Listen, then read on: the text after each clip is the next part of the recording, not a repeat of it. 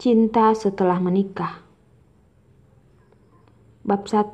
Wanita yang tidak mencintai uang.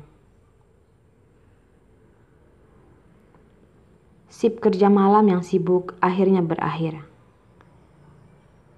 Yuki mengganti seragam pelayan restorannya, melihat hujan malam di luar jendela dan mulai merasa khawatir. Ada terlalu banyak tamu hari ini. Waktu tutup restoran sudah melewati setengah jam, dan dia sudah ketinggalan bus terakhir. Butuh sekitar 50.000 untuk naik taksi. Cukup segitu untuk membeli iga untuk dimakan ayah. Sudahlah, lebih baik berjalan kaki pulang. Yuki melihat sepatu tua di kakinya. Sudah mulai robek. Jika sekali lagi terendam air, maka sepertinya akan benar-benar rusak. Dia mana punya uang untuk membeli yang baru. Tidak peduli lagi, dia sudah harus pulang secepat mungkin. Ayahnya pasti masih menunggunya. Hujan yang deras menerpa wajahnya. Yuki hampir tidak bisa membuka matanya. Tiba-tiba, cahaya menyilaukan menusuk matanya. Cit! Sebuah mobil berwarna perak tiba-tiba berhenti dengan ganas, membuat suara decitan rem yang tajam. Cahaya yang menyilaukan mata membuat Yuki tidak bisa membuka matanya. Masih belum bereaksi, dia sudah tertabrak dan jatuh ke tanah. Merasakan rasa sakit di lutut dan lengan, Yuki mencoba untuk menopang dirinya sendiri dan ingin berdiri, tapi dia malah kembali terjatuh ke tanah. Seorang pria bergegas turun dari mobil, menghampirinya dan memaki kepadanya. Apa kamu tidak punya mata ketika berjalan? Menerjang begitu saja di jalan. Apa sedang mengejar reinkarnasi? Bagaimana bisa ada supir yang tidak masuk akal seperti ini? Jelas-jelas tadi lampu merah. Jelas-jelas Yuki berjalan di batas penyeberangan. Kamu masih berani memaki, padahal kamu sendiri yang menerobos lampu merah. Melihat mobil mewah yang terparkir di hadapannya, Yuki marah hingga gemetar. Apa kamu bisa seenaknya karena punya banyak uang?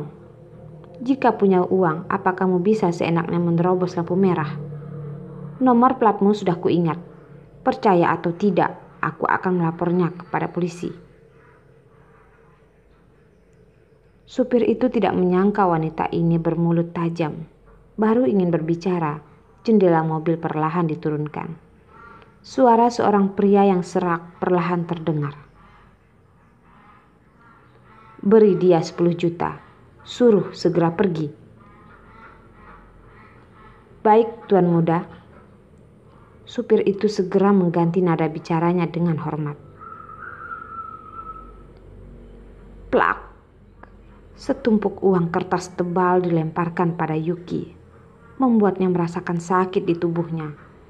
Supir itu memberinya tatapan seakan sedang memberinya hadiah dan memberikan isyarat padanya, lalu berbalik dan bersiap naik ke dalam mobil. Yuki sangat marah hingga matanya memerah. Air mata kemarahan bertumpuk di matanya.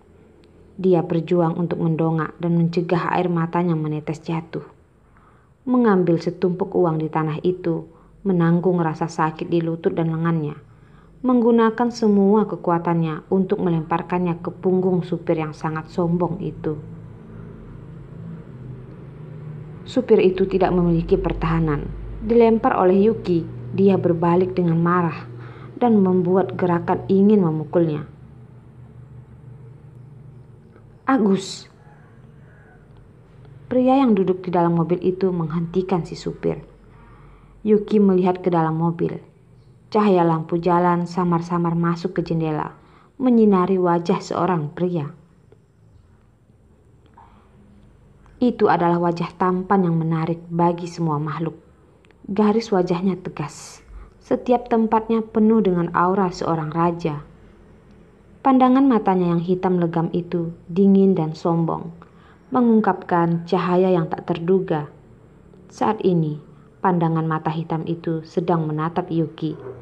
Pandangan matanya itu bersinar dengan tatapan mengejek.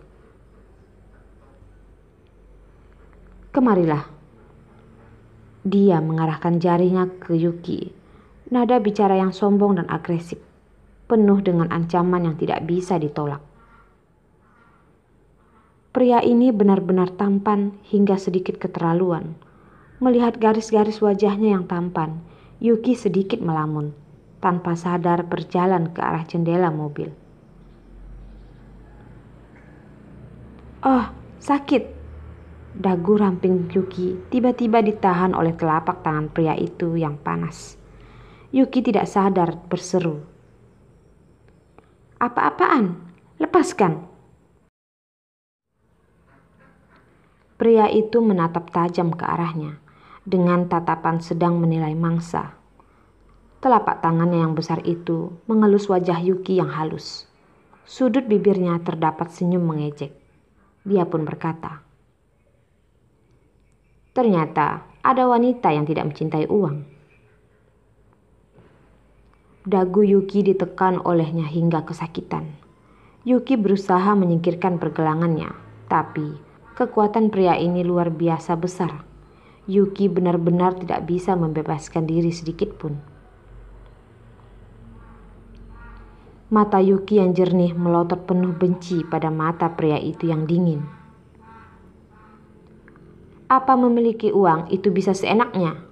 Cepat lepaskan, atau aku akan pergi ke kantor polisi untuk menuntutmu. Kamu tidak hanya menerobos lampu merah, tapi juga melakukan pelecehan." Pria itu mengeluarkan tawa mengejek. Kekuatan di telapak tangannya semakin besar. Yuki merasa dagunya sudah hampir remuk. Wajah putih pucatnya kesakitan hingga mengerut. "Dasar gila!" Yuki sangat kesakitan hingga dia sudah hampir tidak bisa berbicara. Mata hitam dalam pria itu tiba-tiba menyusut, melepaskan tangannya. Setelah terlepas, Yuki tidak siap dan jatuh dengan keras ke tanah. Pria itu melemparkan kartu nama emas keluar dari jendela. Suara sombong pria itu pun terdengar. "Itu adalah kartu namaku. Kamu bisa membawanya ke kantor polisi dan menuntutku. Tentu saja, jika kamu membutuhkan biaya medis, kamu juga dapat membawanya ke grup Realtek untuk mencariku."